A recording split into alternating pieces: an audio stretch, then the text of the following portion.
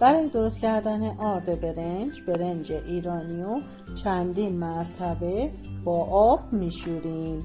حتما از برنج ایرانی استفاده کنید تا برنجتون بو و عطر خوبی داشته باشه. بعد از شستن برنج حتما باید آب برنج کاملا شفاف بشه. میتونید از خورده برنج هم استفاده کنید. برنج رو چندین بار با آب میشوریم و آبش رو عوض میکنیم تا جایی که آب برنج حسابی شفاف بشه. پس از چندین بار شستن برنج وقتی آب برنج شفاف شد، برنج رو داخل آب 1 تا 2 ساعت خیس میکنیم تا برنج حسابی نرم بشه.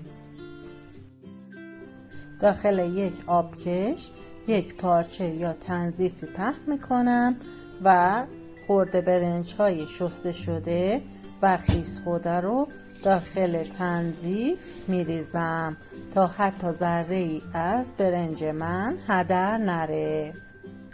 وجود تنظیف برای اینه که ما نمیتونیم خورده برنج ها رو داخل آبکش بریزیم، چون نیمی از خورده برنج داخل آبکش از بین میره. حالا کاسه بزرگی زیر آبکش قرار میدیم و 1-2 ساعت به برنج ها استراحت میدیم تا آب اضافی اون بره. بعد از 1-2 ساعت که آب اضافی برنج رفت، پارچه تمیز روی صفحه کابینت پهن میکنیم و برنج هایی که شسته شده و آب اضافی اون رفته روی پارچه میریزیم و برنج ها رو روی پارچه پهن میکنیم تا برنج خوش بشه. موقع پهن کردن برنج چون خیسه کاملا به دست میچسبه.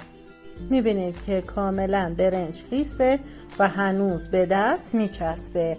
پس تا زمانی که برنج آب اضافیش از بین بره روی پارچه باقی میمونه.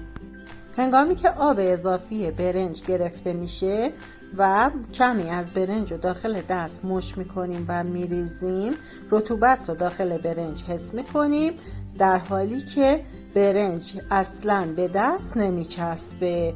برنج زمانی برای پود کردن آماده است که وقتی دانه ای از برنج رو بین 2 انگشت فشار میدیم کاملا نرم باشه و بین 2 انگشت پود بشه.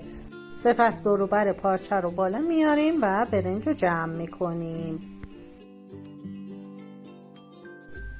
حالا برنجی که رطوبت داره رو داخل دستگاه آسیاب میریزیم و آسیابش میکنیم. دوستان عزیز لطفا لایک کنید و با سابسکرایب کردن کانال من کمک کنید تا محتوای بیشتری تولید کنم.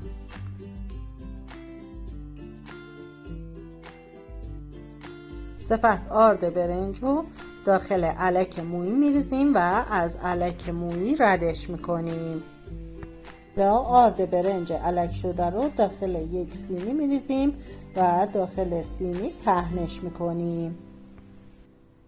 سینی محتوی آرد برنج رو 3 یا 4 روز روی کانتر آشپزخانه استراحت میدیم تا کاملا رطوبت آرد برنج از بین بره و آرد برنج کاملا خوش بشه. در حین خوش شدن چندین مرتبه آرد برنج رو زیر و رو میکنیم، بعد دوباره داخل سینی پهن میکنیم تا هیچ گونه رطوبتی داخلش نمونه. اگر این آرد برنج رو با رطوبت داخل یخچال قرار بدیم مطمئن باشین که آرد برنجتون کپک میزنه. سپس آرد برنج خوش شده رو داخل کیسه ریخته و داخل یخچال یا در فریزر نگهداری میکنیم.